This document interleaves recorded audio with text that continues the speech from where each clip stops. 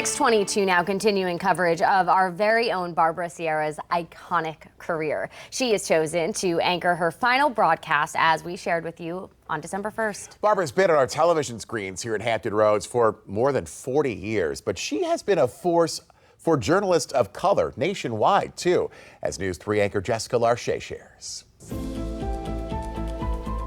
their mission over Afghanistan.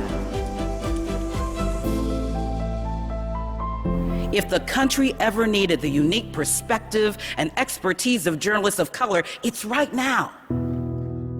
Barbara Ciara's bold battle cry as president of the National Association of Black Journalists from 2007 to 2009 and Unity Journalists of Color for a year after that. The fire is still burning. Started years before when she blazed a trail for Black journalists in newsrooms across Hampton Roads. She was definitely a champion for everyone in the newsroom, especially African-American women. I had someone I knew was in my corner. It was the simplicity of saying we need to be front and center on the big stories as well. Most importantly, we want people to be informed. Barbara first led the fight for diversity as a leader of the Hampton Roads Black Media Professionals, or HRBMP. We fought for greater inclusion. Arthur Fennell and Barbara were colleagues at Wavy in the 80s and banded together through HRBMP to break barriers.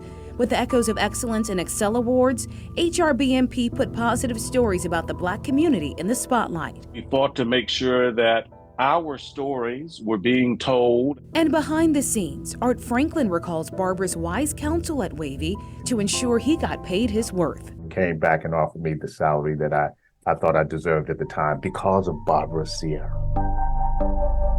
On a mission to back more Black journalists, Barbara set her sights on the NABJ presidency. At those conferences, Barbara had rock star status. Barbara's friend and former colleague Dolores Teklu ran her hard-fought campaign for NABJ president at the Las Vegas convention in 2007. She fought for doors to be open. She fought for access to jobs, access to training, access for opportunities to cover stories, access to scholarships and fellowships. When I met you the first time, you were campaigning in Las Vegas. That's right. It caught fire with me. This is an amazing opportunity to be on a national stage and lobby for journalism and journalists of color.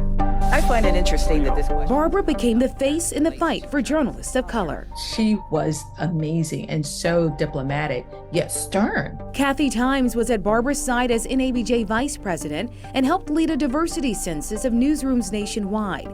They confronted news executives when their organizations didn't meet the mark. Barbara could rip you in half, but in such a nice way. When she lowers her eyes over her glasses, look out, because you know that she means business. We are a more diverse and equitable and inclusive newsroom. It's because of the work that she has done. If you have a complaint and nobody's fixing it, we'll get in there and fix it.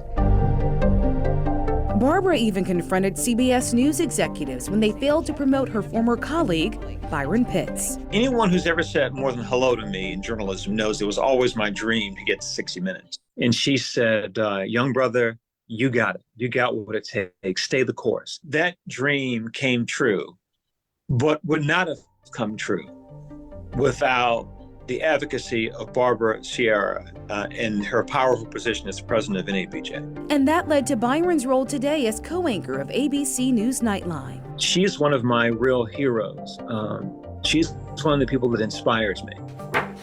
An inspiration, an advocate, a force. You know that, there's somebody there that has your back. It makes a difference when you've got somebody not only cheering you from the sidelines, but also in the game and in the fight with you. Barbara has always stepped into the fray.